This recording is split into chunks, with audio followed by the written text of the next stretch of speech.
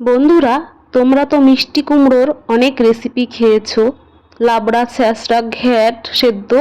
তো মিষ্টি কুমড়োর ছোট ভাইকে নিয়ে আমি হাজির হয়ে গেছি। তো এটা আমি কিভাবে রান্না করব সেই রেসিপিটাই তোমাদের সামনে তুলে ধরবো। হ্যালো গাইস, আমি অম্বিকা মণ্ডল। নতুন একটা ভিডিওতে সবাইকে স্বাগত জানাই। তো মিষ্টি কুমড়োর ছোট ভাইকে কিভাবে আমি বানাবো, তার জন্য কি কি উপকরণ লাগছে সবটা একটু বলে দিই। দেখো, এখানে দেশি ছোলা একটা বাটিতে ভিজিয়ে রেখেছি আগের দিন রাত্রিবেলা। আর বাঙালি মানে একটু আলু না দিলে তরকারি জমে না। লাগছে কাঁচা লঙ্কা, লাগছে আদা, জিরা, যা যা লাগছে এরপরে আমি সব বলে দেবো। আর এই সবজিটা দিয়ে রুটি খাবো, তার জন্য আটাটা একটু মেখে রেখেছি। মেখে রাখলে রুটিটা একটু সফট হয়, খেতে ভালো হয়। তো দেখো, এখন আমি কদ্দুটাকে কেটে নিচ্ছি। তো এখানে হিন্দিতে কদ্দুই বলে, আর এটাকে কদ্দুই বলা হয় এখানে। তো এটা শশার মতো দেখতে, কিন্তু শশা না, কেউ আবার ভুল ভেবে ফেলো না যে এটা শশা কাটছি। ঠিক আছে, ভেতরটা আমি দেখিয়ে দিলাম, একদম শশার মতো দেখতে। ঠিক আছে, তো যাকে দেখো এখানে মোটা মোটা করে আমি কেটে নিচ্ছি। আলুটাও ঠিক সেমভাবে কেটে নেব। একটা গামলার ভেতরে নিয়েছি, এখন জল দিয়ে ভালো করে এটাকে ধুয়ে নেব খোসা সমেত, কেননা খোসাতেই যত ভিটামিন থাকে।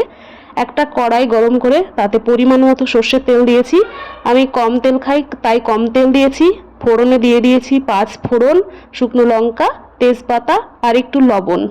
লবণটা দিলাম যাতে গায়ে তেলটা ছিটকিয়ে না আসে আর সবজিগুলো ভালোভাবে সুসেদ্ধ হয়। নাড়াচাড়া করে একটু ঢাকা দিয়েছিলাম। তো এখন ভেজানো ছোলাটা দিয়ে আবার একটু নাড়াচাড়া করে ঢাকাটা দেব, সবগুলো একসাথে একটু ভেজে নেব। ছোলাটাও সেদ্ধ হয়ে যাবে। তো দেখো, এখন ঢাকনা দিলাম। এই সাইডে এখন চলে আসলাম মশলা করতে। আদা, জিরা, লঙ্কা আর একটু ধনে পাউডার একসাথে দিয়ে পেস্ট করে নেব। তো দেখো, এখন আমি মিক্সি বলে দিয়ে পেস্ট করে নিলাম। তো এই সাইডে দেখো অনেকটা সেদ্ধ হয়ে গেছে কদ্দুগুলো।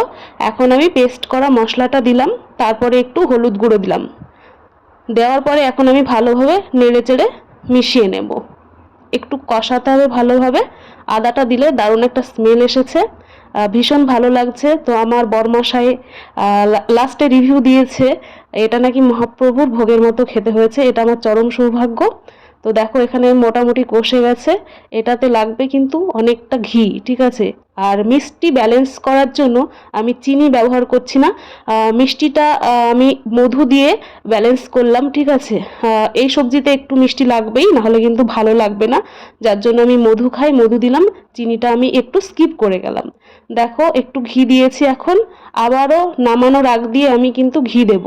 একটু চেখে দেখলাম, তোমরা আশা করি বুঝতে পারছো। একটা খুন্তির আঘাত থেকে আমি একটুখানি সবজি নিয়েছি। তো যাকে রান্না কমপ্লিট হয়ে গেছে। লাস্টে আমি কিন্তু আরো 1 চামচ ঘি অ্যাড করেছিলাম। কমপ্লিট, এখানে সবজি বানিয়েছি, তোমরা তো রান্নাটা দেখলে। আর এখানে রুটি বানিয়েছি এই সবজি দিয়ে, রুটিটা খাওয়ার জন্য আর কি। তো এখন বরমশাইকে দিয়ে দিয়েছি, বরমশাই বলুক কেমন হয়েছে।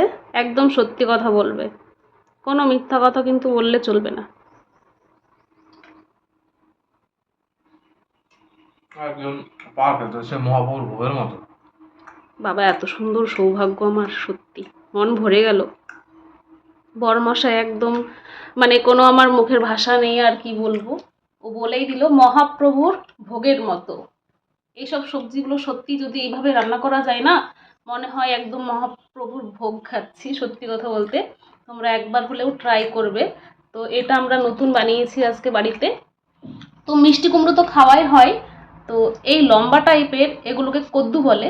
ঠিক আছে, তো যাকে এখন আমি আর আমার বরমশাই খাবারটাকে এনজয় করতে থাকি।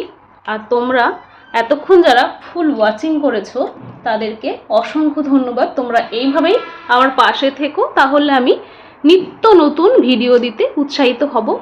চলো, আজকের মতো এই পর্যন্তই। সবাই সুস্থ থেকো, ভালো থেকো। নেক্সট কোনো ভিডিওতে আবার দেখা হচ্ছে। টাটা।